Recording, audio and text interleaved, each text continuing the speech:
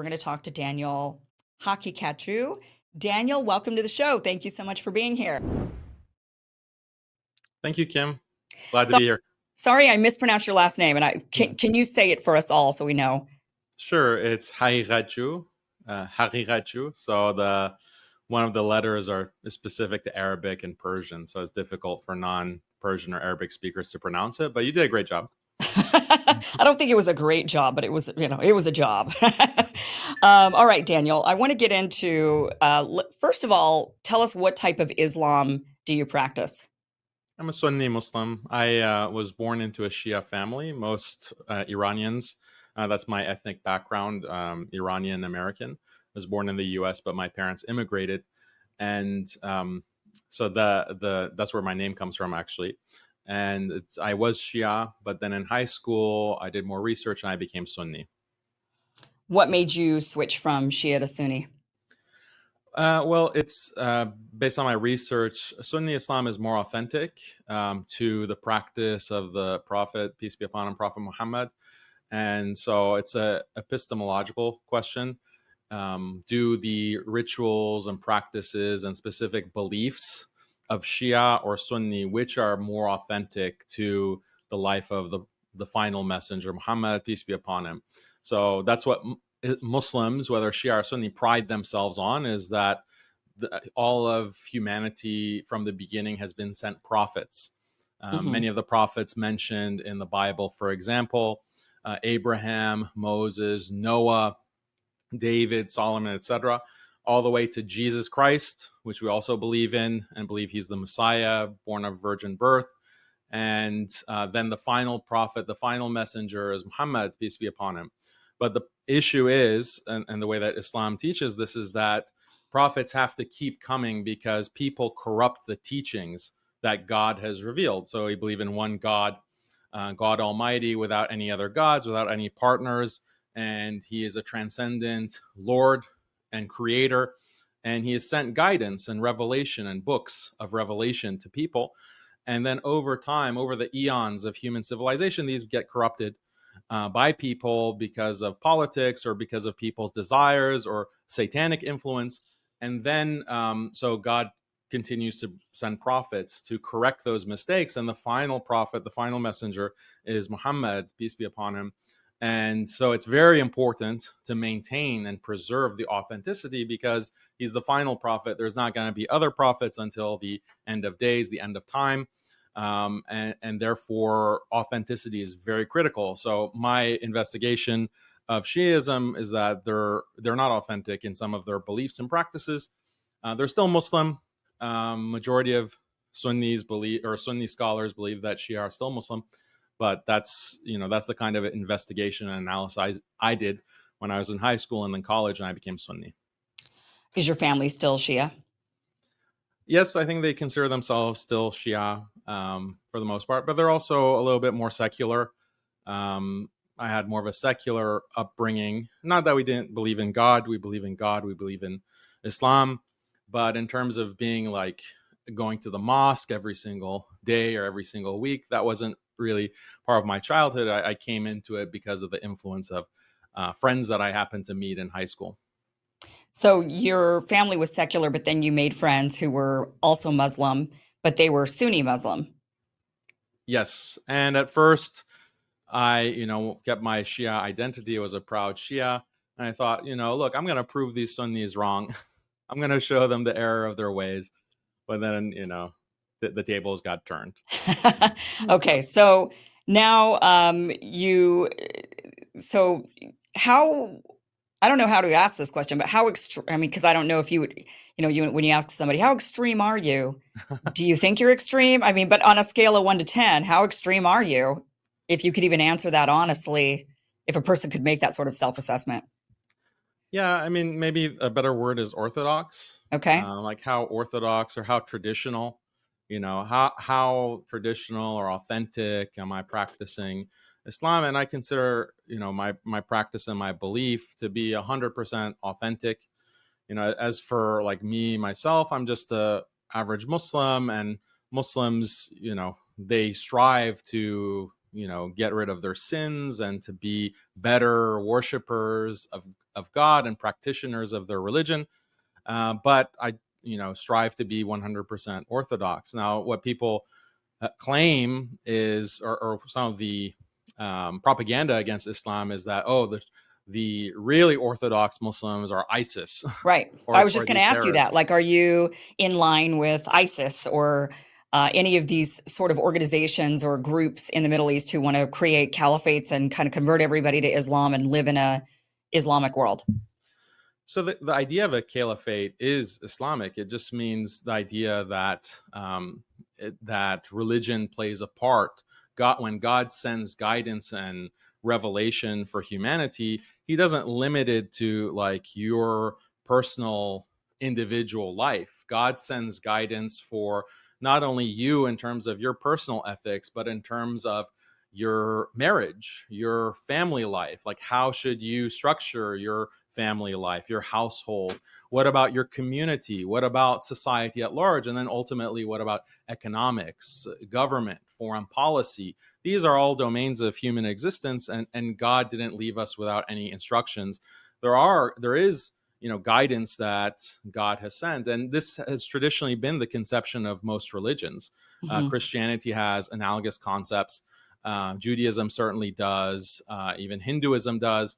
But then, because of a secularization process after the Enlightenment in the 18th and 19th century, we get this modern idea of religion. Like, religion, when you pray and you read your holy book, you do that in the privacy of your own home.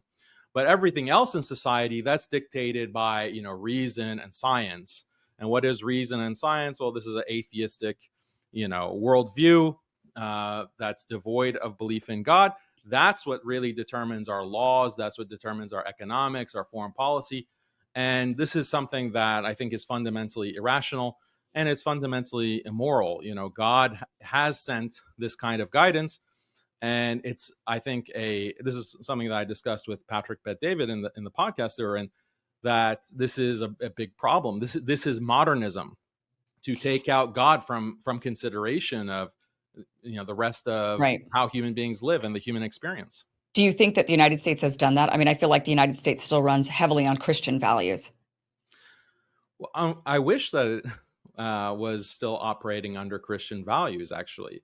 I think that, I grew up in the South in Texas, and I think the more Christian that the United States has been, the better it's been for Muslims, and, just overall better in terms of values and family values and the way that society was run.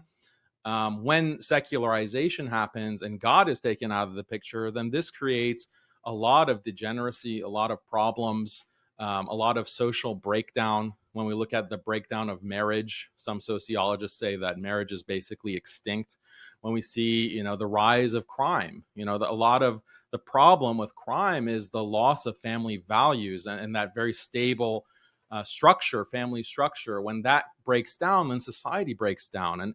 And the only kind of thing that really guarantees that those structures will persist is a belief in something that's beyond the material, beyond our everyday animalistic desires. We have to look beyond and see a transcendent source of values, and this is why religion is very important. But you have to really believe in religion and a system of rules. You have to believe in tradition. You have to believe that, okay, we have gotten this kind of practice from generation after generation after generation. That's why you have a Christian tradition, a Jewish tradition, an Islamic tradition. But what modernism does and what the Enlightenment did is basically say, no, following people in the past is backwards, it's unenlightened, it's irrational. We have our own ability to develop, the proper way to run life. And maybe, this concept of gender, like that they're male and female, like maybe this is not really rational. Like, let's question that. Let's question sexuality. Let's question, these structures that humans have had traditionally. And so that's the modernist menace that I describe it in my book. And I try to get this point across in my debates. I mean, I can understand that there's certainly some aspects of society today that are, especially from the crowd that says that they're pro-science, and then they say things like men can become women and women can become men, and it's, there's no science. You can look like one, but you can't actually become. You can't change your chromosomes, which means scientifically you're not able to do that. So, I mean, I understand that there is this sort of, I think but I think no matter if you pick a time period, any time period in history, you're going to find this sort of backward thinking, no matter what it is. Even when there was a lot of religion in government, for example, and in society, like at the time of Galileo, for example, where you couldn't even say that the earth revolved around the sun without being called a heretic and burnt at the stake. I mean, I don't, I mean, I understand that we have a level of, what you call degeneracy. I don't know if that's the word I would necessarily use, but I agree that there's some idiotic, thinking that's going on right now. But I don't know if we need to revert back to the times of Galileo, where the church is the end all be all, and that is, even if it goes actually against actually what we know to be reality, what we know to be truth.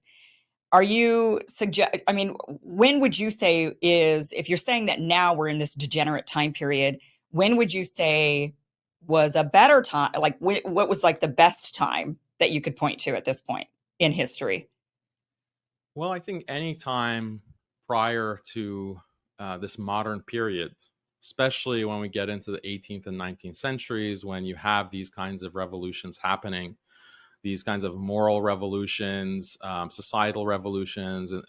In France, for example, these things caused a lot of damage that we're still suffering from today. And Hmm. when you see, something like the sexual revolution or the pornification of society, a lot of conservatives will say that, oh, I wish we could go back to the 1950s. But in reality, the 1950s was just one stop on this train ride that really originated in the Enlightenment. And I Hmm. think any time before the Enlightenment, I have my criticisms of Christianity and Judaism as a Muslim. I reject other religions.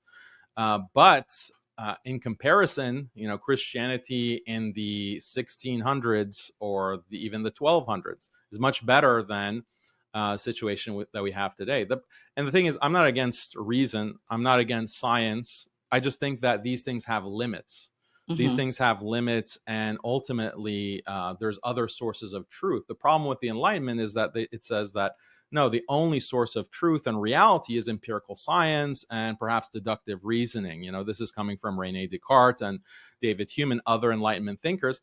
And I think that that's just fundamentally a mistake. Like, so much truth and what we know to be true about the world and about God comes from other than just empirical science. So that's the point that I would make. But I do think there's a big propaganda. Like, you're very familiar with propaganda that's spread Yeah. online nowadays. And there is this Enlightenment propaganda that if you go back in time, society is worse and it's like a Hmm. hellscape. You go back to, the time of Galileo, and this is just this terrible place and no one would ever want to be there. I think this is propaganda. I don't think Hmm. that people in the past really suffered in the same way that people are suffering now. Like, it's a very lonely, isolated, confused existence that we have. And this is, seen in the statistics on suicide, on depression, on the rate of, use of antidepressants, and all of these problems that we see in today's world. The myth of continuous progress and humans are so much better today than they were 500 years ago. I think we really need to question these kinds of myths. Just to go to one of the points that you make about empirically studying, and saying that, well, some things we cannot empirically study. I think that any truth we can. Maybe we don't have the ability to empirically study at this point. We don't have any actual physical evidence of God, for example, but it doesn't mean that that evidence doesn't exist and won't exist at some point, and that we would have the ability, if we were scientifically advanced enough, to actually empirically study it. I mean, anything that's true, I believe you at some point must, there is no way around it. You must be able to empirically study it at some point. Well, the way that We just might not have the tools. We don't have a microscope that sees God, but maybe one day we would, not that particular instrument, but do you know what I'm saying? Like, something would allow, if something is true, it can always be empirically studied. Sorry. Well, no problem. Well, think about like moral truths. Like one moral truth that we all implicitly accept is that it's wrong to just hurt someone for no reason, right? Right. But is that something that you can ever empirically discover? If it's true, yes. I think that you would How have, though? well, because morality, then it's not true. Then you can't call it a truth. You could just call it morality that Or like fluctuates. logical truths, like the law of non-contradiction. Like what kind of observation can you make that would prove the law of non-contradiction? In what do you mean exactly? There are certain logical truths. They're as true as anything can be true. Like something can't be true and false at the same time in the same way. This is the Right. law of non-contradiction. It's universal. Humans have all accepted that that's true. It's like the basis of logic. But that's not an empirical truth. It's not like you can find that through observation. So Why in wouldn't you be able philosophy, to? well, in philosophy, they discuss like different kinds of truths. So there are moral truths, there are empirical truths, there are logical or inferential truths, and there can be other truths that are. It's a truth in the sense that if you reflect on it, like everyone will come to accept that that's the case. So you can just reflect on the law of non-contradiction without any experience and know that it's true. Like those No, kinds you of can't truths. know it's true. You can assume it's true, right? You would think you believe it's true. That's a belief. You believe it's true. You can't actually know something's true unless you can empirically study it. But my point is, if something is genuinely true, it could be at some point empirically studied. I believe that, for example, many of us don't know whether or not, many of us don't know if God exists. Someday we will know because there will be empirical evidence of God's existence. Sure, I understand what you're saying. The my I had this debate actually. I debate a lot of atheists, and one of the atheists I debated, well known, his name is Matt Dillahunty. And the atheistic point of view, especially these new atheists, they're also using this kind of enlightenment reasoning from the 18th century, is to say that look, the only kinds of truths that we accept are empirical truths. If you can't show me a peer-reviewed study that Right. this is the case, then I'm not going to accept it. That I'm just going to say that it's irrational. You have no evidence for it. Well, there's And another alternative, right? And the alternative is sure. not to just reject it, but to just say, I don't know. I'm not sure about this because I can't guarantee, I can believe it, but I can't prove that it's true. I have to Well, go on faith. That's what faith is. but I would ask you this, just like asking you to reflect, because you believe in God. So, do you believe in God more, or that black holes exist, Well, like in space? black holes for sure. You believe that like more than your belief in God, Yeah. Yeah. but Belief in God is a faith.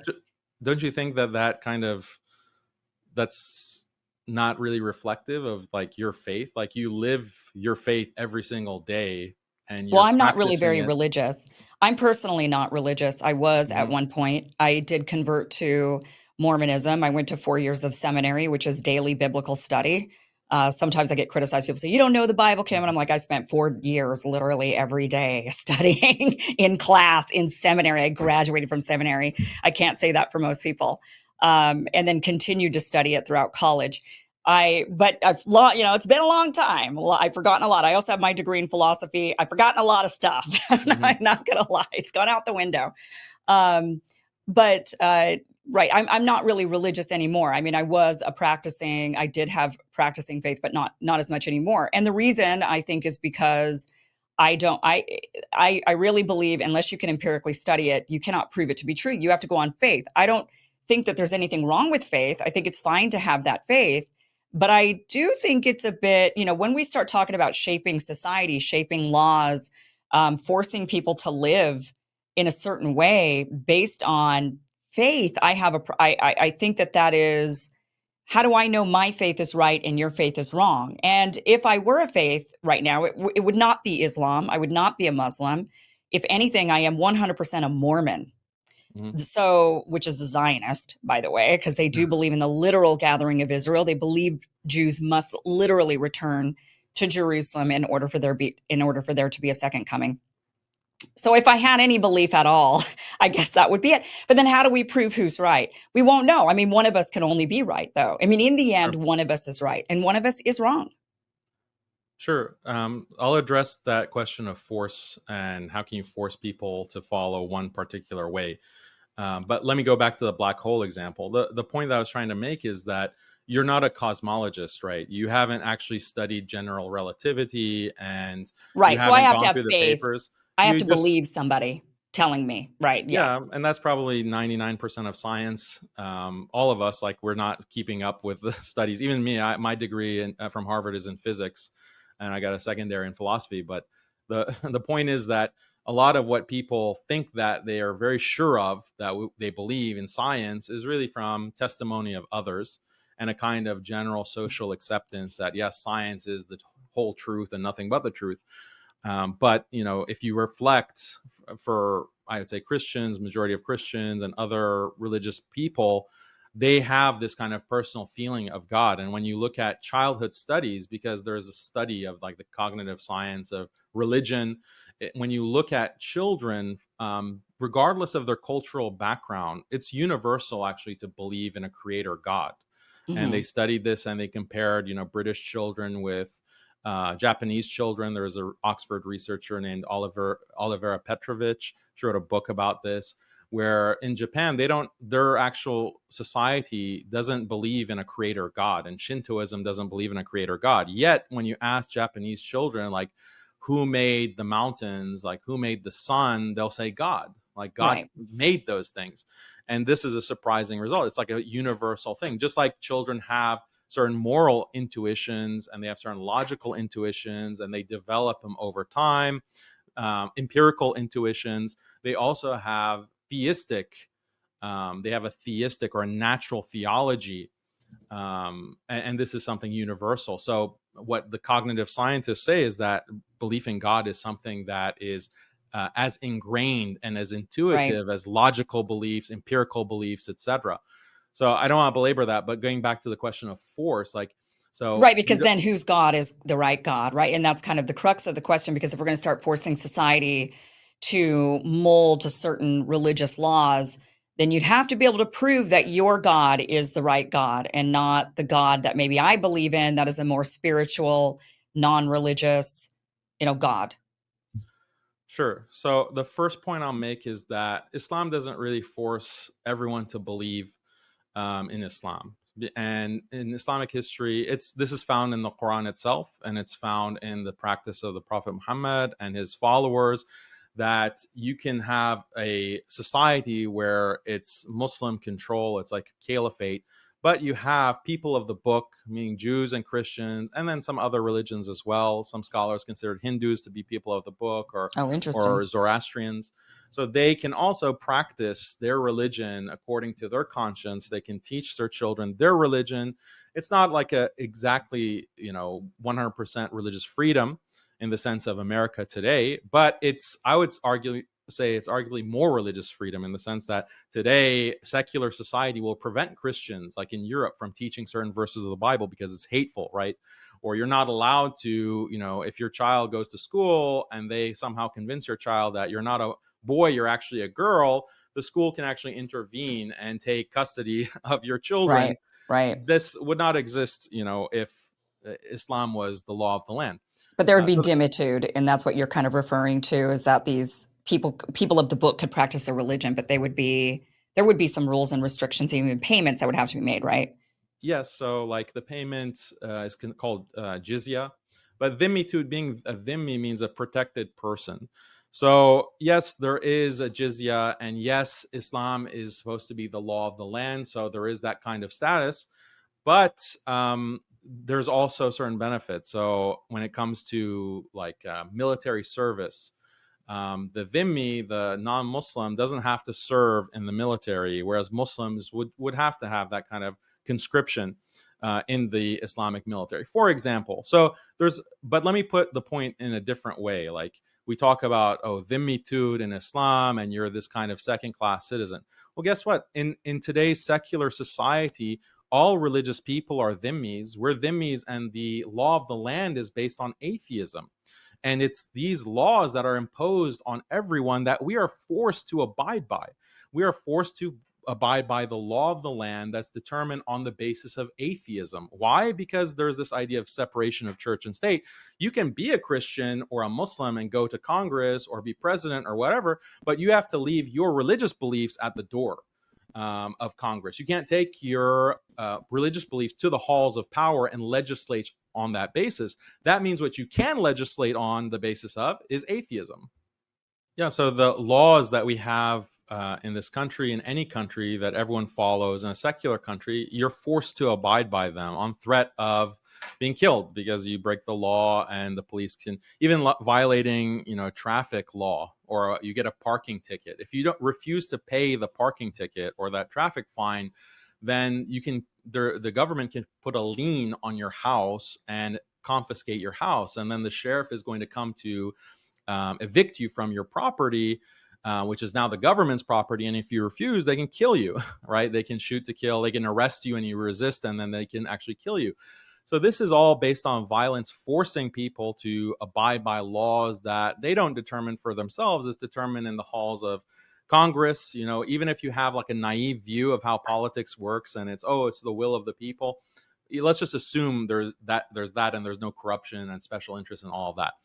But even in that rosy picture of representational democracy, religion doesn't play a part in that. God doesn't play a part of that. Even if you personally don't have this scientific, materialistic worldview, you have a religious worldview, you will be forced to abide by an atheistic standard of laws at the threat of extreme violence. Mm-hmm. So, but isn't it better? Like I understand that we're making laws that are based on, we're always making laws based on something, right? There's got to be, people have to kind of pick in a society what they're going to revolve their laws around, whether it's going to be around a religion, which in some societies they've done that, or whether it's going to be around no religion, but our country is based on property and property rights and securing property. I would say even our military goes around the world securing property, right? They're trying to gain property maybe from others, from other countries, from their property, trying to protect shipping routes, like whatever, but just trying to, I would say, protect commerce.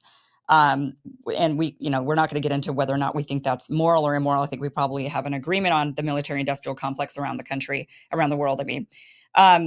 But when you start making laws religiously, then, so either way, it sounds to me like a pick and choose. You're going to end up with this, no matter what, we have to live, unless we're going to choose to live in a lawless society where nobody's punished for anything. You have to choose what you're going to be living under. And so you would assert that you think it's better to live under religious laws rather than these other laws that we create based on a shared morality from voting. Yeah, absolutely. Like, I think that the only thing that we're allowed to vote on is, atheism, basically. That's not much of a choice. But if I were to choose, and I would, given a choice of what I want to abide by, obviously Islam would be number one, but then number two would be Christianity, actually. Interesting. Christianity, maybe even Judaism, like going down the list of Abrahamic faiths, but that's traditional society is far better than the kind of atheistic modernist society that we have today. I think that it's really a cancer. It's destroying humanity. Really, the human race is at stake because of scientific transhumanism, with these kinds of technologies that are being pushed through capitalistic enterprise. There's really no end in sight in what they're willing to do to transform. They started with transforming, society, then the family, then even our human bodies, even like birth. You have artificial wombs now that are really being rolled out. There's investments in them. There's Neuralink and changing human psychology, whether it's uploading the mind to the cloud or taking certain pharmaceuticals that alter brain states, alter your psychology. It's a real dystopia that's coming to fruition. And now you have AI. So this is all putting the human race at stake, at risk from extinction. And what contributes to that? It's all coming from the Enlightenment. That the dominoes that have been falling since the Enlightenment, we're ending we're reaching the end of that, which is the end of the human race. So any kind of traditional religion, why? Because the problem, let me tell you the problem that I have with kind of modernist Enlightenment philosophy that all the world is run by at this point because of Western hegemony. It's this idea that the only thing that matters is freedom and equality. Freedom and equality are the only values that we should value. And I think this is very contradictory to human nature and all religions, because religions say, no, no, no, freedom and equality are good things. You know, people should have the choice to a certain extent. It's just not an absolute choice. People should have equality in certain ways, but it's not an absolute equality of all people. There are other values, like the value of marriage, like the value of family, like the value of children, the value of God, the value of communal traditions. There are other values, and if you just prioritize freedom and equality above everything, then you end up eliminating like humanity. And the gender example, I think maybe a conservative audience in this day and age will relate to the most, is the idea of gender is like a tradition, right? Tradition of you have men and female, and it's also based on biology, obviously. But if you say that everyone is equal and everyone is exactly the same, then that is coming from this Enlightenment mentality and philosophy that predates 1950s Leave It to Beaver America. And you have this erasure of the tradition of a gendered tradition, gendered values. There's gender roles, being a man, a manly man, being a woman. These things get erased because you say that equality is the most important value, and you can't really have equality if you say that there are gender roles. Because if you have a role that restricts your freedom, it restricts your choice. No, you should be able to, as a male, to say that you're a woman, and as a male, you should be able to dress however you want and do whatever you want, act however you want. That's freedom. But if you value that over everything else, then you have to erase gender, you have to erase marriage, you have to erase family. You have to say, okay, who said that marriage is between a man and a woman? We can have marriage between, if you want to be two men, two women, a man and an animal, or whatever. That's perfectly fine, because it's your free choice and we're all equal. So my problem is not with freedom and equality. Those are important, good values. They're in Islam, but there has to be limits to those things. And that's what traditionalism has had, whether it's Islamic traditionalism or Christian traditionalism. The problem with in the Enlightenment and modernism is it's totalizing. Only freedom and equality matter. But with freedom and equality mattering, it doesn't mean that there's an erasure of all these other things. I mean, we've seen an uptick, for example, in marriage. We know that there were more marriages in 2022 than there were in the previous years, in the previous 2021 and 2020 and 2019, I even believe. So clearly a lot of people chose to get married, and they even did so during the pandemic. They met, they fell in love. I was one of those, got married, had a pandemic marriage, basically. And so it doesn't, whether a person believes and has traditional values, though, or I should say has enlightened values and chooses to go into this enlightened path of freedom and equality, it doesn't mean we suddenly erase all these things. I mean, I think it's a bit of a straw man to say, well, if we allow men and men to marry and women to marry, suddenly men are going to marry animals, when obviously the animal doesn't have any choice on that. There's not it's one thing for two thinking adults to make a decision to marry one another, but you can't have a man marrying a dog when the dog doesn't even understand what's going on and what that marriage is about, right? There are persons who identify as dogs. Well, okay, then they can identify as a dog and get married as a dog, I suppose. We don't have to actually, as society, identify them as a dog on the actual paperwork. If they want to dress up like a dog all day, every day. Yeah. Well, I mean, certainly there is an aspect of society that's going a bit crazy on that, but I'm saying that one doesn't have to, you don't have to throw the baby out with the bathwater. I mean, just because you want freedom and equality, and then you say, well, freedom and equality leads to all of these, leads to pornographic culture, leads to people being so woke that they believe they could become and identify as a dog or a toaster oven or whatever. Right. I mean, freedom and equality can lead to insanity, but it doesn't necessarily have to lead to insanity. And we can always put limits on the insanity, right? We can say that's just insane and we're not going to do that. But I want to go back. So those limits are exactly what I'm talking about. Like, we put limits on the basis of what? And those limits, in my opinion, on reality, on science. tradition. Well, what is reality, right? So Science doesn't say, like, so if you say that, for example, science says there's a male chromosome and a female chromosome, well, that can be changed. Genetic engineering can actually alter our DNA. And so the technology and the science will allow people to choose literally like what they want to be. Like the thing that Yeah. really grounds gender is a kind of transcendent metaphysical truth that this is how God has created us. The soul is gendered. There's a male soul and a female soul. So this is actually a limitation of the conservative critique against transgenderism. They just limit it to biology. And yes, biology is important, and our souls are in gendered bodies that God has also created. But if you just limit it to science, and this is what science says, there's male and female, well, technology will allow actually a lot of things to happen in the future, like changing your genes, changing the chromosome. And then what will the conservatives say then? They won't really have any response unless they take it back to God says, God has drawn these limits. And I think that some of these things are shared universally across religions. It's not a Muslim specific thing or a Christian Right. specific thing. Certain things like gender are universal, actually. And I think those values are worth preserving. So if we go back to pre-Enlightenment, if you say the Enlightenment is kind of the disaster of society, and we go back prior to that point, I mean, you're talking about taking away the freedom and equality of more than half the population.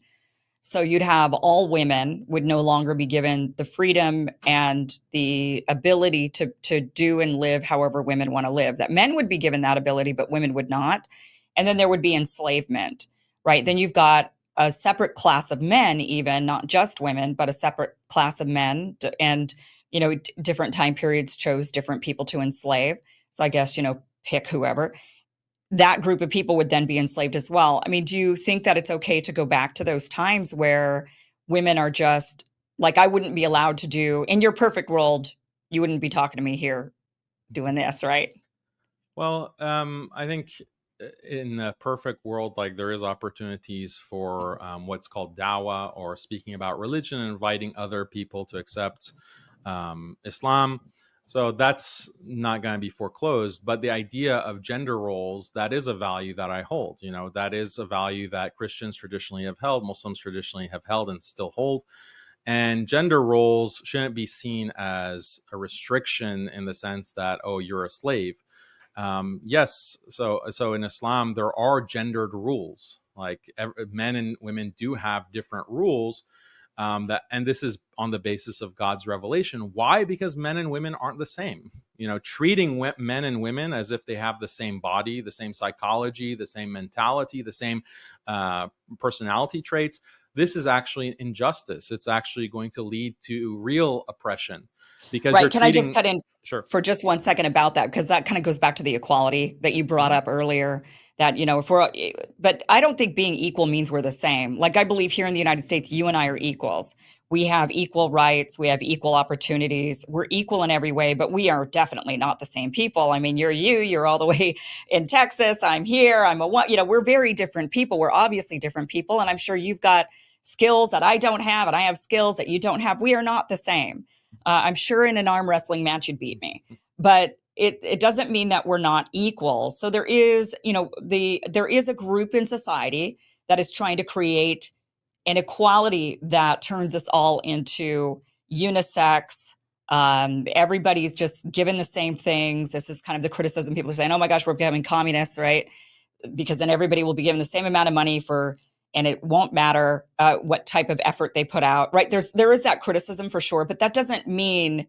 But equality comes in many forms. That's just one definition of equality, and it's a definition I don't agree with, and I think most people don't actually agree with it. Well, my definition of equality is, it's not it's the Islamic definition, is that men and women are equal in terms of spiritually before God. In Islam, men and women are seen as equal, and we're judged only on the basis of our piety and our righteousness and our service of God. So a woman who prays and fasts and is a servant of God is going to be at the same level as a man who does the same thing as well. All things being equal, they're spiritually at the same level and therefore equal. But in terms of their roles in society, I think it's a mistake and it's a disaster to think that women can do everything that men can do and men can do everything that women can do. This is something that is just belied by basic biology. basic, science of psychology, men and women are very, very different. So in my ideal role, women would see it as their priority, and men would see it as the priority for women to be primarily as mothers, caretakers, nurturing the next generation, rather than being in the halls of power or in the public domain working alongside men. This is something that has caused a disaster, in society. Like when you look at this is part of the breakdown in marriage, because if you tell women that, okay, go into a workplace and sit alongside other men, human beings are human beings. People have desires. They fall into fornication and adultery. This is something that every religion has seen as a disaster because it destroys marriage, it destroys family. But in the modern world, it's just normalized. Men and women should sit together, and Islam is not against women working per se, just against women and men mixing together in a kind of sexualized environment that causes, the Me Too movement. It was Hmm. interesting. Fallout of the Me Too movement, that a lot of men in the corporate world said, look, I'm not going to meet with you privately if you're the opposite sex, because I don't want any accusations thrown at me or suspicions. And this is actually an Islamic thing. If you go farther back, it's a Christian thing too. It's a traditional thing Right. that men and women shouldn't be privately meeting with each other, because it raises an eyebrow. It raises like, okay, what are they really doing behind closed doors? And this is kind of it's like the secular world discovered that after the Me Too movement, but it's not like a new discovery. Muslims and other traditional people have been practicing this for centuries, for generations. So there's a right way to live, I think. And you can try to discover it on your own and fall into all kinds of harms and disasters, and maybe eventually you won't figure it out. Or you can rely on God. You can rely on revelation. You can rely on God giving guidance. And God said, yeah, don't mix with the opposite gender. Don't dress in kind of provocative ways to entice others towards lust, etc. So these are the kinds of values that are gendered. It's gender rolled, and it's Sure. kind of an enlightenment or atheistic propaganda to say, oh, this is oppressing the opposite sex, or women are Well, second class citizens. it is if you think that a law should be created that forces this. Like, do you think that men and women should not be like legally allowed to go to lunch with each other and or be alone with each other? Or should we have laws that are actually like that follow these traditional, I would say Christian and Islamic values on that? Like I said, I was very Mormon for many years. This is a Mormon value as well. More, in the Mormon, but it's not a law. If you do it, you're not going to be admonished. You're not going to have to go in and confess your sins like you went out and had lunch with somebody of the opposite sex that was married. It's just something you should not do. It's definitely frowned upon. It's societal in society, in Mormon society, it's not accepted. So, but there's no law on that. But in places like Saudi Arabia, there is a law on that. So, would you want to make that type of law if you had the world the way you wanted it? So historically, there have been laws against things like fornication or adultery, including in the United States. Even less than 100 years ago, even in maybe less than 20 years ago, there were laws against sodomy, for example. And these laws protected society from degeneracy. But it's maybe you wouldn't use that word, but the point is that are one way to regulate society and human behavior, and we shouldn't have too much of a statist mentality, because traditionally in societies you also regulate behavior through social norms and taboos. So it's not Right. necessarily the police coming and breaking down your door, or the police like spying on you. Like if you think about the level of control that the modern state has on all of us as citizens, it is far more tyrannical and authoritarian than anything that has existed historically. Like even in the most hardcore Sharia caliphate, they didn't have all of this kind of surveillance where the government can turn on your phone and Yeah. remotely and listen to your conversations, monitor your movements, restrict your travel, force you to inject yourself with whatever new vaccine and mandate that, force you to, like, the level of control that exists in the modern state on each of our behaviors. Like this is a overwhelming force bearing down on all of us. We're just conditioned through the public schooling system and through media not to notice that as such. But such kind of control of the state on all of us did not exist prior to these technologies. And all that you would see like in a traditional Islamic state is like, okay, there's a social norm. So if you as a woman were seen with a strange man, people would raise their eyebrows. Your mom would get mad at you, or, oh, you're bringing shame to our family, and the neighbors are talking. So that you'd prevent yourself, or I would prevent myself from engaging in that behavior just because of the social taboo. I think that's a healthy society. It's not like, okay, the feds are going to bust down your door because you did this or that. There are certain Right. things that should be regulated at the state level, like I said, punishments for sexual crimes. That those have existed in all societies, and it's something that's preserved in Islam. But these are rational things, and they can be rationally defended. And Christians, I don't think, would have any problems with some of these provisions. They only have a problem insofar as they've bought into this kind of Enlightenment lie, and this valuing of freedom and equality over everything else, even the laws of God. What about honor killing? So if I do something that's going to bring shame to my family, from your view, what's the rule on honor killings? There's no honor killing in Islam. Like you're not allowed as a father or brother or family member to actually kill or assault your family member. Again, it's all based on taboo. If someone is proven to have committed adultery, then they would be punished through lashes, or if they're married and they commit adultery, then that's punished through stoning. And this is the law that exists in the Old Testament, in the Hebrew Bible. They had it in Judaism. In Christianity, canon law, the Catholic Church prescribed lashes for sexual crime. So if it's proven in a court of law through due process, not your brother or your father like getting pissed because, oh, I saw you with a boy, therefore I'm going to kill you, that's barbaric. That's something Mm-hmm. completely rejected in all major religions. But if there's due process, there's a criminal court, basically, it's proven, then that is the punishment of God. And this has been recognized in both Judaism, Christianity, and Islam. Yeah, I mean, I don't think that adultery should be illegal and punishable by death. But I will say that people listening might find that to be, oh my gosh, you think that somebody could be stoned to death. And I always think we electrocuted people to death. I mean, there is some really insane stuff that we have done. I don't think that we as Americans or even Christian culture have any right to criticize how any other country does capital punishment, considering we'd literally fry people. That to me is like some of the most barbaric stuff I've ever heard. I Well, want to get into, yeah, go sorry to ahead. interrupt you, but people who have been cheated on, they might have a different kind of perspective on that. And there's some really sad, horrific stories of because of DNA tests nowadays. Oh You yeah, right. have people who are gifted by their children, oh, 23andMe, let's, get this DNA test. And then they find out like he's a father of 5 children, or so he thought. And actually his wife was cheating all Right. these years. None of those children are his. Even though he raised them, they're in their 20s. So what a nightmare, like that kind of harm and trauma.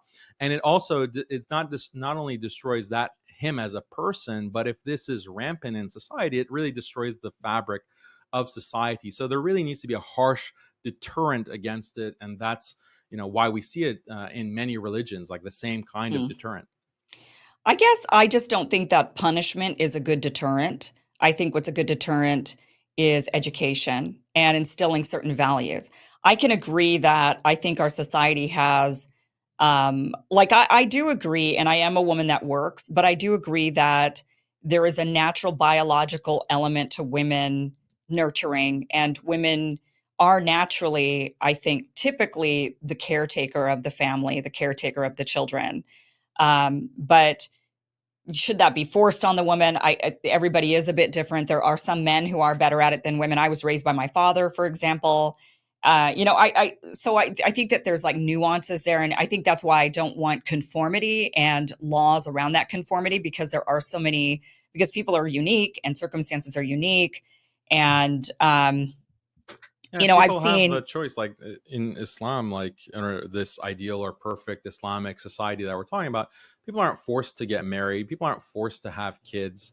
People aren't forced to, just take that kind of route if they don't want to. And that's acknowledged within Islamic law. Like some people, they don't have any desire to be married or have children. They want to read, they want to study, they want to go Right. do something else. There's just certain lines that are drawn in Islam to protect people, to protect society. I mentioned the, preventing gender mixing, the importance of modesty. Those are things that I don't really see as these overbearing type of tyrannical restrictions. It's just that we're in a different culture in the West, in the modern West, and we've kind of forgotten what societies really did look like. Like the idea of veiling, like people have Right. a big issue with veiling or the burqa. Oh, covering the face. Oh, what a barbaric practice. Like women are dressed like in this kind of way and they're restricted in this way. But people forget, or they don't know that veiling exists in every pre-modern culture, including Christian culture. You look at some of the 15th and 16th century paintings of women, and they're veiled, Hmm. or depictions of the Virgin Mary. She's always covering her hair or even covering her face. It's the Right. Virgin Mary wearing a burqa. So this is like, we are so out of touch with that kind of tradition and that history that things that we'll point out about Islam seem like very weird or foreign, when really they're not. It's based on really basic human values that are shared universally. Yeah. I mean, I hear you. I hear you on that. I just also, from my experience of being a Mormon for many years, for, 15 years, I practiced. There certainly modesty is a really big aspect of Mormon culture. Mormons cover up, don't wear, sleeveless, no sleeveless tops, nothing low cut. Shorts and skirts are always at least at the knee. There's a lot of modesty there, but it's not enforced in a way that is negative. There's just a positive. I can see the difference between a positive encouragement towards certain behaviors versus a punishing. That's one reason why I joined the Mormon church. My family was Catholic, and Catholics are, it's just like shame all the time. You repent all the time. You're a sinner. It's very negative. It felt very negative to me when I'd go to Catholic church. And then I go to Mormon church and it was positive, and there was no such thing as hell really, and everything was the way they encouraged you to live a modest and chaste life of don't have sex until you get married, don't watch rated R movies, don't cuss, like all of these things that they find to be virtuous, that keep a person healthy and virtuous. They did it in a positive, it was a positive encouragement rather than a slap. You're going to be punished if you don't do this. When people felt punished, they automatically revolted. I mean, there's like a natural rebellion that happens when people feel like the man is going to get me, society is going to get me, I'm going to be punished, I'm going to be stoned to death. That has a more negative I think that people kind of say, oh, okay, well, whatever, even though the punishment is very harsh compared to if they're positively encouraged to behave in a certain way, if that makes sense. Yeah, there's an interesting study that I read a long time ago, but it's very relevant. They were looking at churches in the United States, and they were looking at churches that had a lot of restrictions, like they had church service on Sunday, but it's at 7 a.m., for example, and there's no like music, or there's not really anything like rock music, and women had to dress very modestly and cover their hair, and it's just like more strict, and more fire and brimstone, the teaching. Right. And then they look at churches that are more liberal and more positive psychology. Let's encourage people, let's make it relaxed, come as you are. Let's have some more modern music, and they want to see which of those churches are growing and which of the churches are actually decreasing in attendance and maybe even shuttering. And they found that the more hard-nosed churches were persevering, they were lasting, they're growing in their numbers, whereas the others that are kind of more accommodating to the dominant culture, those were the churches Hmm. that were shuttering. And this was seen as a paradox, like, well, why? The researchers were asking themselves, why would that be the case? We would think that people want to go to what's more comfortable. And the answer that they came to is that, well, the more hard-nosed churches, they're actually offering something that's different than the dominant culture. And they're Yeah. kind of imbibing this kind of identity that people feel like that kind of enforcement or reinforcement really does a better job of getting people to identify with the church, as opposed to thinking, oh, this is something that's fun. I can go to my church and enjoy some rock music and just sit back and socialize, or I can just go to everything else that society offers. This is exactly like, what my church offers. So the church doesn't have a unique value proposition when it's just like the rest of society. So I think that might be a little bit of a Well, Mormonism is yeah. one of the most restrictive religions in the United States. I mean, I think it's as restrictive, if not more restrictive than Islam in many, many ways. I mean, you're talking about there's no rock music at a Mormon church. You do have to be modest. You cannot even drink coffee, tea. You can't cuss. You can't watch rated R movies. You can't wear tank tops. You can't have sex until you're married. You can't even really make out until you're married. I mean, it is one of the single most restrictive religions, and it is very fast growing. It does have a massive growth rate, much because of the proselytizing. But so I understand that. It is still, though, a positive religion. It is still rooted in positivity. I mean, I'm not here trying to convert people to Mormonism, but just, maybe you are trying to convert people to Islam, I'm sure. But I still, it is still a highly, highly, highly restrictive religion. If out of all the Christian religions, the single most restrictive. I'm confident in that, and but still also one of the most positive. And I think it works, and I think that's why it grows, because people like that structure. They do like in Mormon religion, you have to pray at minimum 3 times a day. You're reading your scriptures at least twice a day. We graduated from seminary, for goodness sakes. They stick us through religious school from the time we're in the 9th grade. It is a very, very restrictive, intense religion. 3 hours of church on Sundays, plus during the week, multiple times that you got to go in for different, organizations and activities. But I still think positivity is the way to go. But, Well, if we might that's not agree. positivity, I agree. There's a lot of positivity in Islam too, and if that's what you mean by positivity, like you have restrictions, but there's also a positive message, and Islam is like that as well. There are a lot of Well, it's just not there's that you're going to be spirituality. harshly punished. You're not going to be killed if you don't behave in the way. They're just going to, what happens, like if you're not behaving in the way that they want, or the way that they teach in the Mormon religion, you just get pulled aside nicely, and they That's the just say, same. That's the same in Islam. Like for but they're not most going of to things, they're not going to stone you to death if you adultery commit adultery adultery. is an extreme crime. Adultery is like, But even then, Mormons don't believe in stoning somebody to death over okay, it. what if someone is, a child molester, in the Mormon church? Are they going to just take him aside and educate him and tell him, you shouldn't be diddling little kids in the closet? No, Or I mean, should if you there, or, break the laws, then you okay, should go who to defines the jail. law, right? Who defines the law? Right. Yeah. Right. And in the state of Utah, most of it's done by Mormons. Mormons actually control most of the laws in that state. So Right. most of the state laws are controlled So by Mormons. sometimes harsh punishments are justified, right? So you don't have a problem with Right. stoning per se. You just think that adultery is not a serious enough crime to justify that. But you don't have Right. a And in problem with Utah, it would be the stoning firing in and of squad. itself. Yeah. Or the Yeah, they do. firing They squad. do it through, right. They do it through firing squad, and for reasons, for religious reasons. But yeah, only certain, very, very, very certain crimes would be punished by That's like death. in Islam. There are only certain crimes are punished by death. But adultery is one of them. It's a serious crime. Adultery is a Everybody cheats. serious crime. No, no, no, no. Everybody should be killed. I don't want to believe that. I don't want to believe that everyone cheats. Yeah, Sadly, I think. unfortunately, a lot of people do, but that's because of the breakdown in marriage. That's because there's no deterrent. If there was a harsh Yeah. deterrent like stoning, then I think a lot fewer people would be cheating. I just have to ask you, we're running out of time, and I don't want to keep you because I know I've told you about an hour, but I do just have to touch on these other, and look, if people want to hear your full viewpoints on these subjects that are really rough, that are, I would say, harsher, like the child marriage or slavery or whatever, you have many debates that are out there No. where you've debated these ad nauseum. There was one I watched that was like 4 hours long. So you've done these debates many times over. We'll put some of the links down below.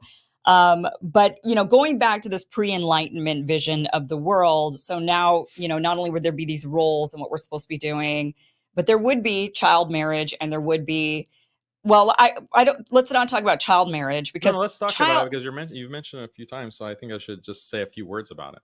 okay, child Uh, marriage. yeah, so it's I prefer the term minor marriage, but Okay. the reality about the modern world is that children are very sexually active. children in the modern world are very sexually active. And When you this, say so, can we like clarify on age? Because you've said minor versus children. So like, what age group are you talking about? so that's the whole debate, right? The whole debate is about who defines what a child is and what an adult is. And historically, that dividing line has been on the basis of puberty. You go through puberty, and puberty can start as young as 6 or 7 years old. About 4% of girls complete puberty by age 9 in America today, according to the US Department of Health. But the point is that what's funny is that conservatives have this kind of biological definition of man versus woman. And this is why transgenderism is wrong, because we have man and woman. That's a biological fact. Well, then Right. what is the biological fact of defining a child versus an adult? And when you Uh-huh. start talking about biology, then conservatives suddenly say, no, no, no, no, it's what society says. Society says 18. But this is a very artificial number. It's based, if you look at history, the number 18 was only arrived at because of modern schooling and this kind of program to socialize, also because of the Enlightenment, socialize the population according to this public education program. And then you finish 18, your high school, then you go into the workforce. But it's all Yeah. artificial. Biologically, historically, religions and cultures, they defined adulthood at puberty. And this is why when you look at marriage practices, not only of Muslims, but of Christians, Jews, Hindus, and Chinese, etc., is based on puberty. And you have this minor marriage, meaning under 18. So Okay. in some places, the average age that girls are getting married is 14 or 15, Hmm. getting married as young as 8 or 9 years old.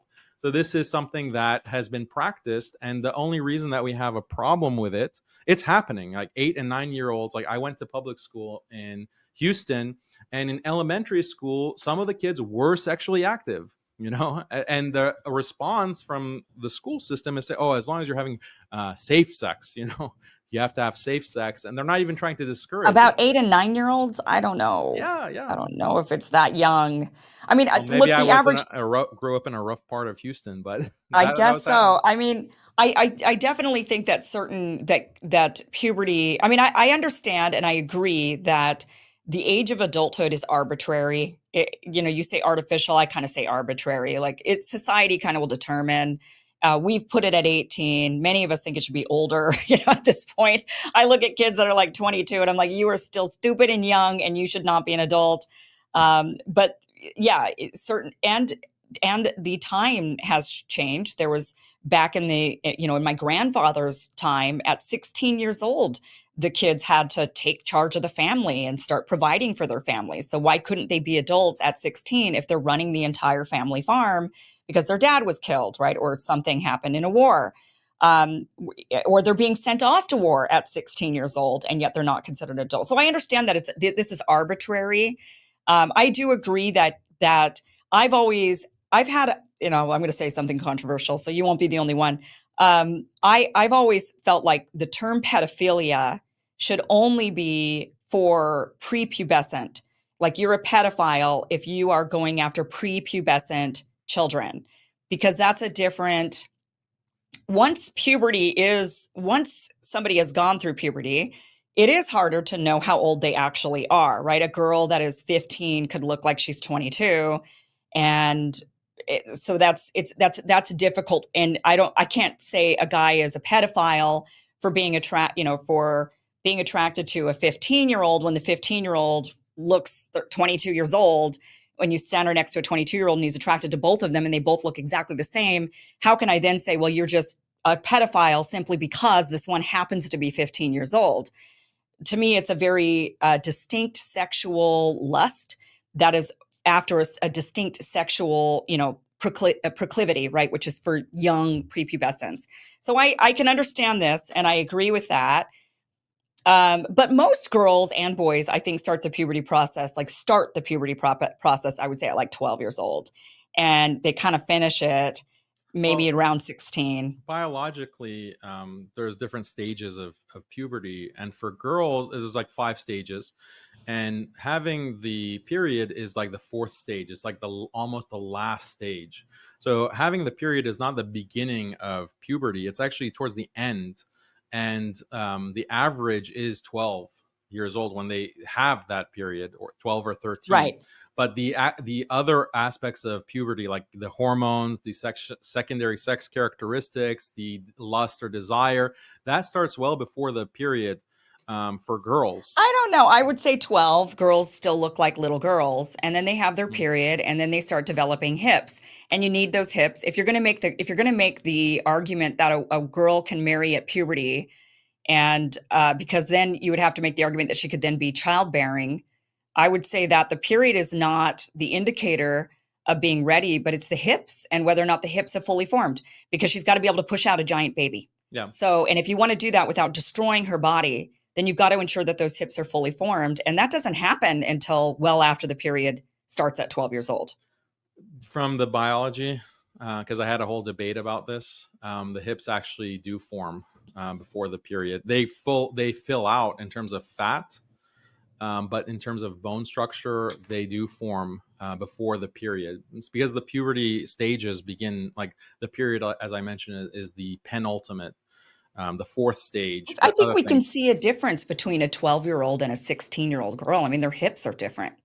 yeah, it's because of fat, and because they grow in size. Like, but in terms of the width of the hip and like the proportions, those are set by the time they have their period. Then they're 90% formed. So yeah, there's Okay. 10% more, but I mean those biological facts we can discuss. But the point is that historically, traditionally, you define adulthood by biology. And this is why, according to canon law, like the minimum age of marriage in the Catholic Church was 12 years old, always. And a lot of the church writings, or from the church fathers early in Christianity, there were apocryphal gospels that talked about Mary being betrothed to Joseph when she was 12 years old, and that was the Jewish custom. And so she was married at 12, and she wasn't, and then she became pregnant before actually cohabiting with Joseph. So cohabitation happened at 16. So between 12 and 16, there was the Immaculate Conception, basically. And so she was a minor, right? So this is when Christians especially like criticize Muslims, and they say, you are in support of minor marriage. I point to the fact that, look, you believe that the Virgin Mary was impregnated by Yeah. God as a minor, under 16 years old. And that's something that they don't really have a response to. But I want to point like to the larger discrepancy. Like, okay, gender is something that is male and female based on biology. Childhood and adulthood is also something that's determined by biology. And there's a bell curve, there's a bell curve. Some go through puberty later or earlier, and then there's an average. So then you would leave it up to who? I mean, the government can't go and like individually assess whether or not the person is finished with puberty before they're, I mean, I guess maybe No, but if that's you would actually the want to, case. Like in the US, there is no minimum age of marriage in most states. And what the law says is that, okay, if a minor wants to get married, it's through only consent of the parents. right, right. And sometimes they have to go before a judge. But there are thousands, like in the past decade alone, I think there's over 100,000 minor marriages that take place in the Oh, United States. look, I'm from Idaho. I I went to school with girls that were married while we were still in high school. I mean, once they hit 16, 15 or 16, their parents signed off on their marriage to somebody. And yes, their parents had to give consent. Their parents had to allow it. And I did go to school with some, I mean, it was rare and we did think it was weird Mm. culturally, but it's I allowed. think it's a better You're right. practice. I think that society would be much better if we had that type of early marriage where Well, we do, people. but you're saying we do, but we just don't choose to do it. I mean, It's people not just, socially acceptable. I wish it was something that was socially acceptable and seen as a oh, so positive that's a thing. different thing. Yeah. I don't think it should be socially acceptable. I mean, it's one thing if it's legal. I can understand because I agree that, we do kind of pick an arbitrary, we're like, okay, 18 and it's that's today's society, previous societies, it was younger, whatever. But really to make it socially acceptable. So But I mean, previous societies, like having sex outside of marriage, like as a girlfriend and boyfriend, that's acceptable for minors as young as even 12 years old. Fine, you don't think it's very common for 9-year-olds to be engaged. I agree, I don't think but it's even common by for when you 12 get year to olds.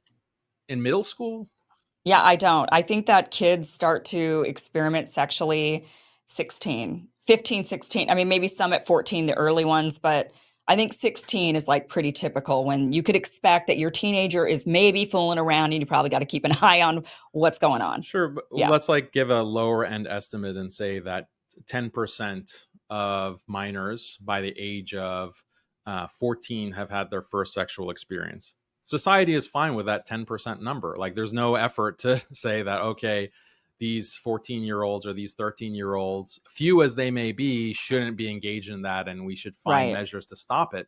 So it is socially acceptable. Why is that socially acceptable but not marriage? Is the question that I have. So why can't it be socially acceptable for an 18-year-old to marry a 14-year-old or a 13-year-old? Like that kind of minor marriage, there like it's fine for a 17-year-old to be sexually involved with a 14-year-old or younger, Yeah. but somehow marriage makes it weird or makes it somehow illegal or offensive. I don't understand the logic of that. Well, the logic I think would have nothing to do with morality at all. It would just have to do with economics. I mean, an 18-year-old, anybody under the age of 18 is not really able to support themselves because the jobs out there are not hiring 16-year-olds for first full-time jobs where they could then get an apartment and rent a, especially when they're married to a 13-year-old. I mean, there's just no economics in that. In today's society, you have to be older. I think we could even make an argument that in today's society, 18 is not even able to get married and support themselves. They would have to live with their parents Yeah, and what's be wrong with that? married, living with your parent. Well, because that's not what marriage should be. Marriage traditionally should be you've gotten married and you've left the nest. You've flown, you're out. Well, actually, 50% of even 25-year-olds or even up to 30-year-old, I think, still live with their parents now because And of they're not hard, married. hard And they're not economic married. times. Yeah, Yeah, but they're not so married. Failure to launch. either they're celibate, or which is sad, or they're fornicating. So that why not like have a better system? Like, okay, 18-year-old, you don't have to leave the nest. Like who gives that standard? Like that seems to Yeah. be a very capitalistic consumerist standard because you're forced to buy a whole separate household as opposed to just living with your parents, and you're slowly working, you're making money, you don't have to pay rent, you can save because you're saving on cost of living, you build up that nest egg, and then you can actually buy a house instead of Yeah. relying on rent or having to pay exorbitant amount of interest on a mortgage. So it's like there are better ways to do things than, and this is how I think Americans traditionally did things prior to maybe 50 or 60 years ago. But we can't be stuck in a cultural practice that doesn't make sense.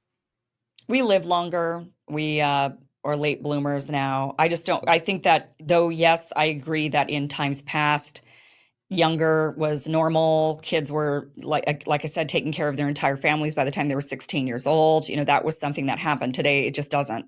So I don't think it has to do with religion or a change in morality. I just think it has to do with more than anything economic shift in society. No, but Okay, it's can like we it's talk such a about depressing situation, like the economics, like people living today, they can't afford to there's live just more of long. us. There's more of us. There's like billion, my dad is 76 years old and I say that the population of the earth has like tripled since his birth. Hmm. I mean, that's incredible. Yeah. He's still alive. It's in his lifetime. The population of the earth has tripled. Oh, So that's there's just a crazy. lot of us. There's a lot of us. Can we talk about slavery? Sure. Okay, so if we go back to pre-enlightenment, then we're going back to slavery. What is your take on that? So slavery is another one of these things that is universal. It's regulated and condoned in the Hebrew Bible and the Old Testament. It's something that's condoned in the New Testament as well. Christians and Jews have practiced it, Muslims have practiced it, and even outside of these faiths, you have other cultures that have universally practiced slavery. Now, why is that? Like slavery, to define it, is like owning another person, but really what it means is that you have the master has certain rights and the slave has certain rights. So in Islam, being a slave doesn't mean that you're like a piece of wood or like an object. Like you have certain rights. But your master also has certain rights, and you provide labor. But why it's universal is because of war. When you have this all universal aspect of human civilization, which is war. What do you do with the losing side? The losing side, if you just let them go, then they'll just regroup and attack you again. Or do you kill them? You just kill them all. That would also be something that a lot of civilizations did when they won wars. They just wiped out the entire population. But another thing that you can do is to use that population as labor. And that way you have, there's an economic benefit that you get when you win a war. And what happens is that the societies that have more people, the civilizations that have more people, are going to be stronger and stronger because there is technologically primitive. The more people you have, the more likely it is that you can win future wars and you can defend yourself against invading tribes or invading civilizations. So the civilizations or the cities or states that had more people and had more slaves are more likely to win and prevent being wiped out and basically conquered and destroyed. So this is why it's universal. All the major civilizations, they had slaves, and it became like a moral necessity. If you did not have slaves, you were going to get wiped out, because if you just lose the war, or you win a war and you release people that you've conquered for no gain, then the people that do take slaves are going to get stronger and stronger, and then they're going to wipe you out and basically destroy your entire civilization. So it became a moral necessity and a moral need. And so think about it as a weapon of war, like slavery. That labor is a type of weapon of war, in the same way that today you can't imagine a war that could take place without guns and bombs. Imagine Right. one side says that, well, guns are immoral, like bombs are immoral because you cause collateral damage, and this is a immoral way to do things, so we should just disregard all bombs, not use them. Any society that says that is immediately going to be wiped out, and so it's immoral to not use that weapon for the survival of your people or your race or religion. But you can imagine in the future, so there's some new technology, like some space laser technology, where you can precisely kill whoever you need to. And Yeah. they'll say, like, oh, wow, can you imagine 100 years ago they were using bombs? Like, what backwards people. But, Sure. that would be a logical or a moral mistake, because you're not taking into effect the technological limitation. And slavery is in the same way. Like, for people to judge slavery as this, I'm not saying that all practices of slavery were good, because just like war is something universal, but you can have people who engage in barbarism, like the IDF, for example. They're engaging in a very barbaric, genocidal type of warfare. We can criticize that without saying that war in itself is something inherently immoral. War is something universal that every civilization has engaged in. And similarly, slavery is a universal aspect of human civilization. There can be bad aspects of it that immoral actors engage in transatlantic slavery, and they're literally killing slaves or treating them in barbaric ways. So I in no way endorse any of that. But the institution of slavery is something universal, and it's not necessarily immoral. It's sometimes a moral necessity as a weapon of war, and is needed for survival. So that, in a nutshell, is the defense of slavery. I understand historical, but are you saying today that's okay? That slavery is today is okay? Well, Islam doesn't require slavery. Islam, the position is that slavery is just not immoral. The reason that slavery fell out of favor is because of the Industrial Revolution, and basically the steam engine made slaves obsolete, because an engine can do more than 100 men or 1,000 men. So you don't really Right. need slaves. But if the steam engine, and actually I just had a conversation with Greg Magarshak, which I think you listened to, but Yeah. in that conversation he brought up Islam and slavery. I pointed out that, well, this is in Judaism as well. But then I also pointed out that, okay, imagine that there's a huge solar flare and all the electronics, all the technology goes out the window, and we go back to a more primitive state of technology in the world. Slavery then would probably make a really big comeback. And it would be based on warfare, it would be based on all the things that I'm describing, but it's a technological aspect of history that when the industrialization happens, then you don't really, it doesn't really, you don't have slaves. Instead, you have employees. And one thing that some people point out, like Noam Chomsky, you might be familiar with, he said that historically there's not really a distinction between employee versus slave, because the idea of an employee, like your employer is paying you and then you use that money for food and shelter, that's basically what a master does with a slave. And the only difference is that as an employee, you're like rented by your employer, but a master owns you. So it's the difference between like renting a car and owning a car. And usually when you own a car, you treat it better than a rental. So this was actually the kind of argument that the South made in American history against the North, because they said that, well, yes, we have slavery, but in the North, you have these kinds of wage slaves, and you have these factories where people are working to themselves to death, whereas we treat our slaves very well because they're our property. We don't want to kill them. But with your employees in these northern factories in Boston and New York, when an employee dies, you just replace him with another body and pay him that $1 a day. Our slaves don't live in that kind of squalor. So this is No, they were just whipped and sold, and their families broken up, and they didn't get to see their children anymore. I mean, there was, employees also, employees would have I'm to leave their countryside to go to the big cities to work in the sure, factories, but they and they're weren't grinded sold into off dust. down the river. And I mean, I understand that the work conditions can be bad, but an employee would have a choice, ideally, to go and work somewhere else, and that makes an employer want to treat their employees really well. And I think for morality reasons, I mean, I guess I can understand the argument that there might have been there might be benefits. I can understand that there's benefits to things like slavery. I still think that they're highly immoral. Just like I could see a benefit to rape, for example. I can make an argument that rape at least creates biological diversity, right? When one tribe comes in and starts raping women in another tribe and they all get pregnant, now you've at least got, you don't have a bunch of inbreds like you would have normally if the tribes just stuck to each other and were having children with each other and they're all cousins, and then cousins having children with cousins, right? I mean, I could see it like a biological benefit to rape, but it doesn't mean suddenly rape is no longer immoral. It is still highly immoral and wrong to do, even if there is a benefit that can be argued from that act. Same thing with slavery. You can argue a benefit from slavery. I understand that there's economic benefit to it. It doesn't make the act any less immoral. I also understand that all the religions have it, that it is in all the books. I don't think this is unique to Islam, just like I don't think child marriage is unique to Islam. I think these are unfair attacks on Islam. When we see a lot of people lobbying these types of attacks, saying like, well, you believe in war, you believe in child marriage, you believe in slavery. And it's like, I think that's kind of in all the books, right? All of that is in all the books. I think the difference is, though, is that if you're Orthodox Islam, I don't know if there's any Orthodox Christians or Orthodox Jews that, Orthodox Jews, I guess. I had this experience of living with these ultra Orthodox Jews at one point, don't ask.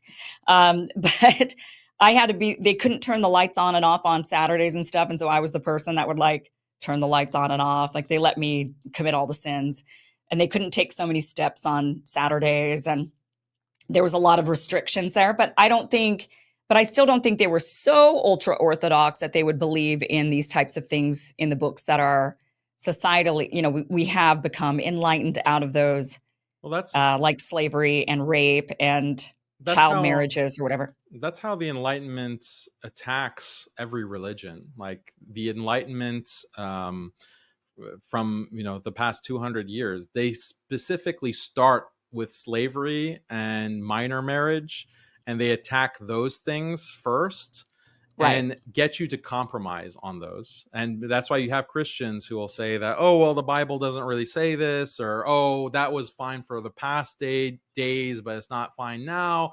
Or minor marriage, yeah, that's something from the past, it's not relevant today.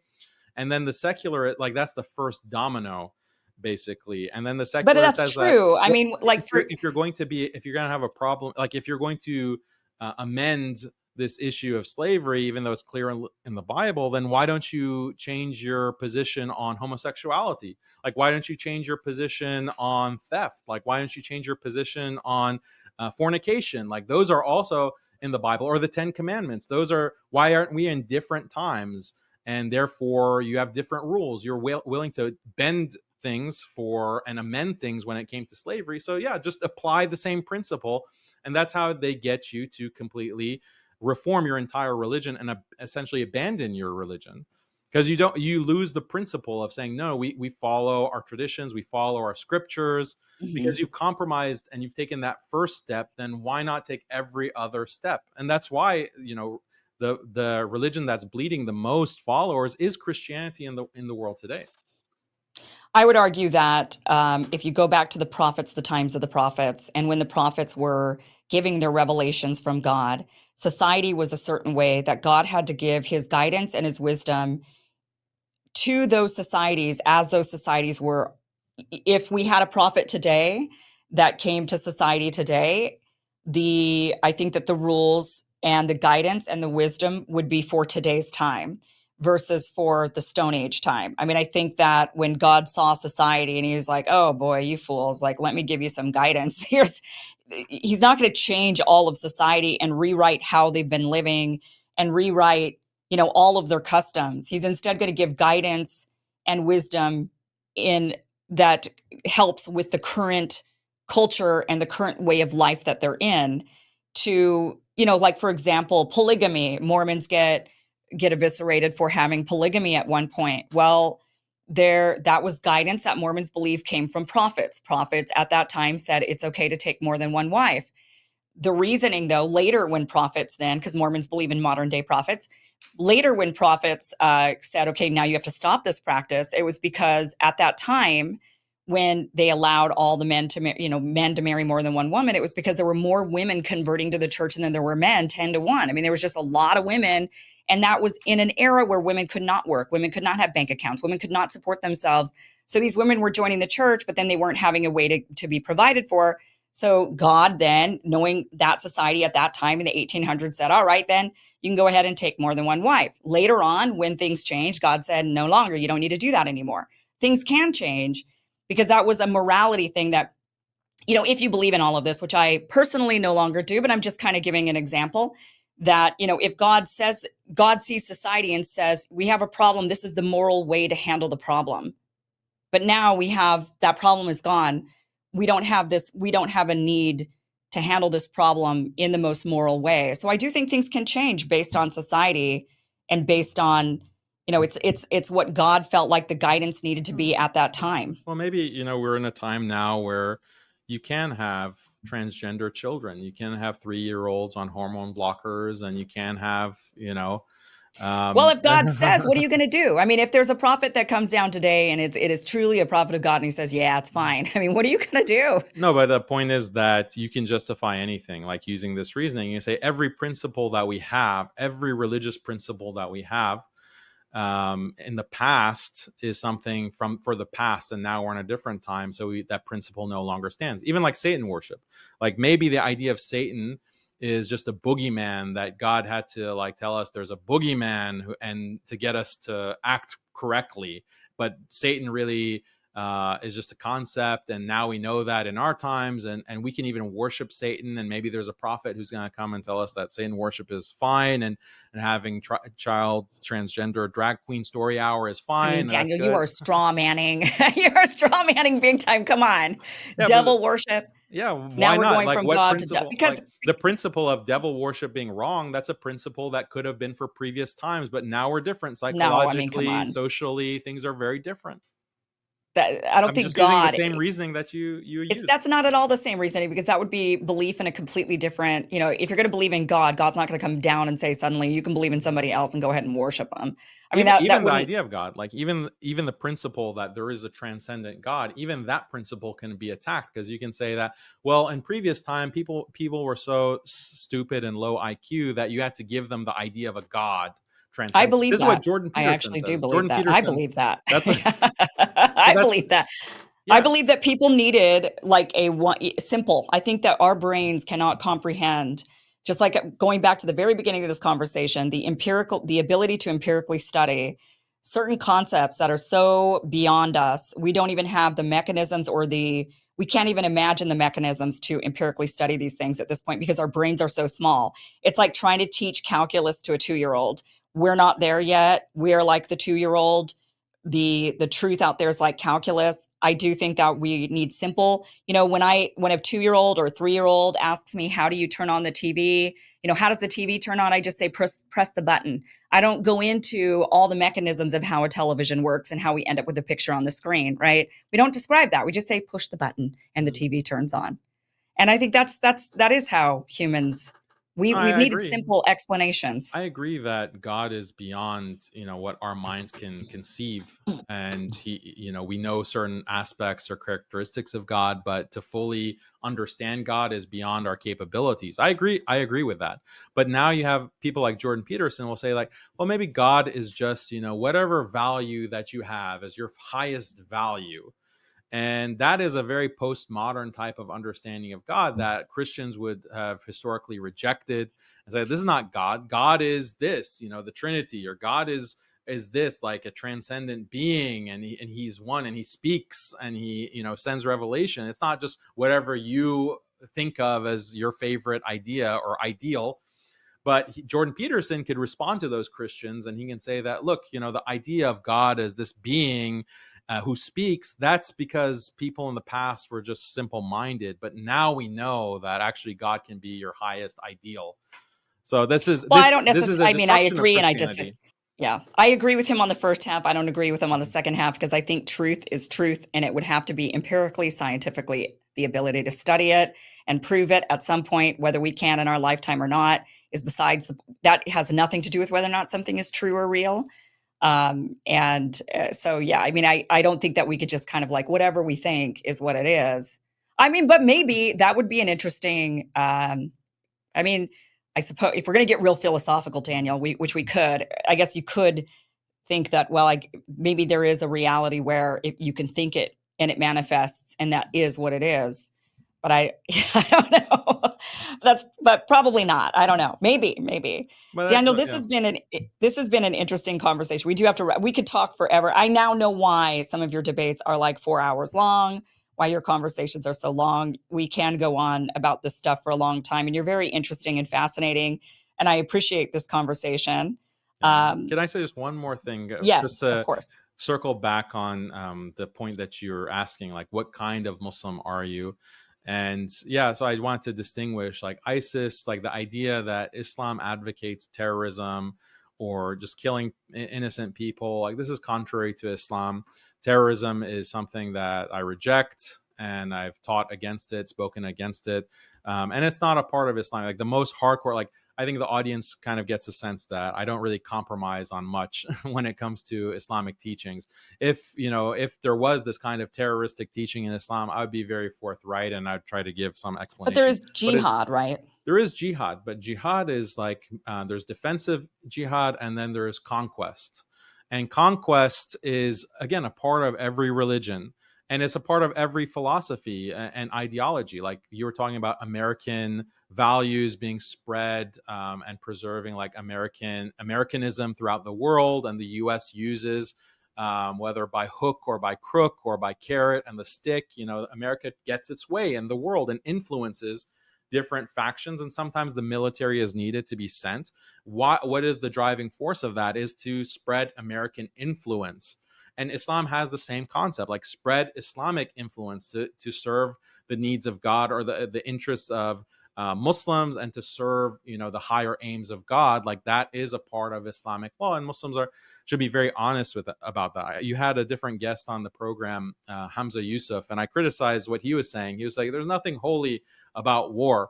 And I completely disagree about that. Like, war and fighting for the truth, fighting for what's right, even at the cost of your own body. Like, this is a very important value in Islam. It's not terrorism. It's justified military conquest through a state, through a government. And this is a value that many religions share, all religions. And it's only in the modern period where religions try to, do this Hamza Yusuf move of denying that you have militarism and conquest in your religions. It's found in Judaism and Christianity. This is why Christianity spread throughout the world. So this is just wanted to clarify that, because there's confusion. Yes, jihad is a part of Islam, but terrorism is not jihad. And I also want to bring up something that you'd said in a previous conversation about rape on the battlefield. We've had a lot of reports about rape on October 7th, that all of these Palestinians, Hamas, they broke out and they used rape as a weapon. And I heard you say on a previous show that rape on the battlefield is not something that is actually in the Quran or in Islam.